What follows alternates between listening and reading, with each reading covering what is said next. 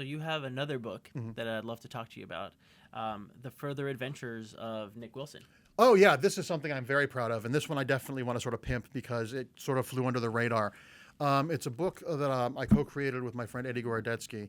And the genesis of this book goes back to 2 years ago at Halloween. I was at Paul Dini's house, and there was a guy there with his wife, and we were talking about television and stuff. And I was talking about how growing up in the 70s and the 80s, sitcoms weren't, this episode, Ross gets a monkey and it poops on him. They were serious. They had real plots. The comedy it wasn't reverse engineering from a joke. It was telling a story, and the comedy came from the characters, whether it was Maude or All in the Family or Good Times or the Jeffersons.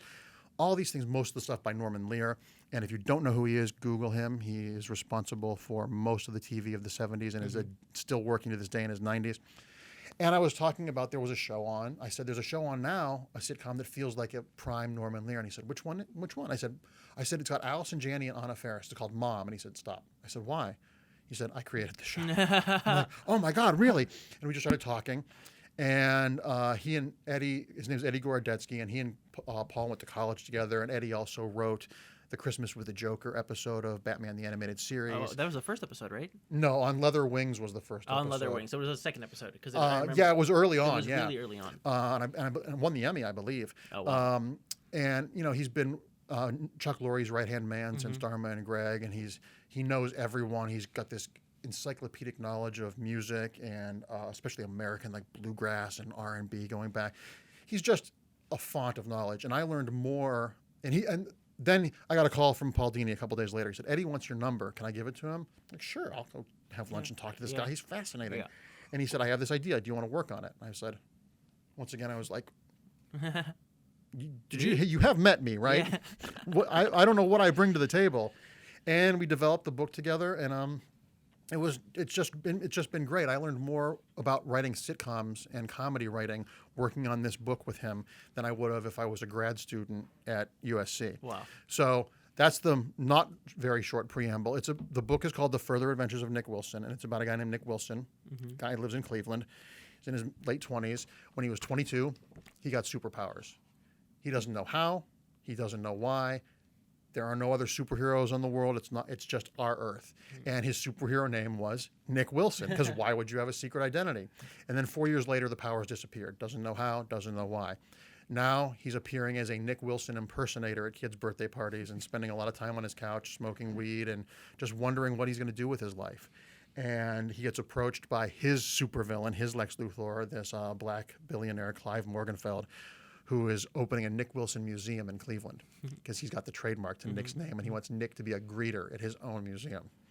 So that's the high concept. The human part of it is, this is basically the metaphor for what if you're a kid in high school who's a great baseball player, and you get drafted to play pro ball, and you don't go to college, and first season you blow out your leg, and you can't play anymore. What do you do for a second act? And more so, not only what do you do for a second act. When I was a kid, adults changed careers like 3 or 4 times. Yeah. Now I think it's 12 or 13. Crazy. It's no wonder everyone's insane, because there's no stability. Yeah. So it was exploring that metaphor. But this is as much about superheroes as Cheers is about baseball. It's not about, we're never going to tell you how he got his powers. He's never getting them back. The museum gives us the device to do flashbacks and show things. But it's just putting the veneer of genre on a very human, relatable thing. And I'm extremely proud of the book.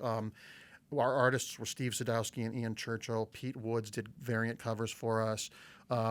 Luckily, living in LA, Eddie and I have a bunch of famous friends, so we made a bunch of our famous friends read it, and so Elvis Costello likes the book, and Chuck Lorre likes the book, and Patton Oswalt and all that. So, but it's a really, really fun book. I'm really exceedingly proud of it, and it's in trade paperback now. It's in print. It's out from Image, and I think if you want something that's superhero adjacent, I think it's something that it's one of the few things that I can reread and actually go, I think this is pretty good. That's super exciting. Now, what was the process like getting it picked up at Image? Well, I've been doing this for 25 years. So I basically just called Todd McFarlane, because I worked on Sam and Twitch for Todd, and I've been friendly with Todd for, 21 years. Oh, that's horrifying. And as the I don't know what his title is there. He's the president or the publisher. He's He one is of the co-founder and publisher, maybe, I think. He might be. I know. Or Eric Eric's- Stevens. Yeah. He's one of the 5 original founders, so he makes those decisions. 7? Well, they added Wills, Portasio, and I know there was one more who was considered one of the Image 7. So I know there were 7. Now, see, this is what we're doing. We're going on a rabbit hole of continuity. Anyway, so I called Todd and I said, "Hey, I have this book. What's the best way to do it?" He said, "Send it over to me.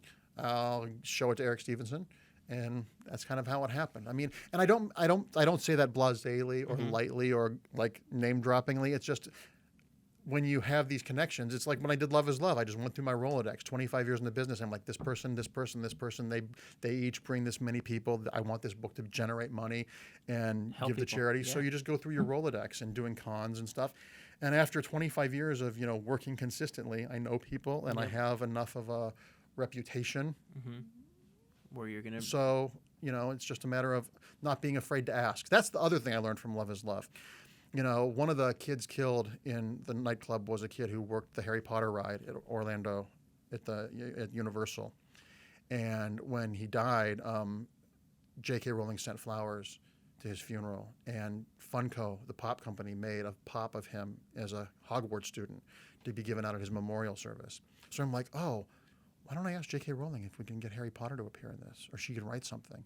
People are like, you'll never get that to happen. I'm like, well... Maybe, but if I ask and she says no, I'm exactly where I am now. If I ask and she says yes, have J.K. great. Rowling, yeah. We have J.K. Rowling in the book. Yeah.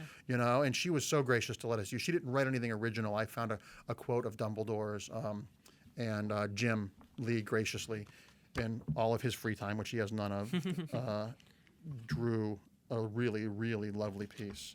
And that's because the book is important, and they realize that, and it's gorgeous. But it's nice that, in all these divisive times, whether it's the political scene in the real world or Comicsgate or stuff like that, to have people who enjoy the same thing come together for a cause and leave their egos at the door and want to give back. That's ultimately the thing that I'm proudest of, to get that diverse group of people. I mean, DC let us use their characters in Love is Love.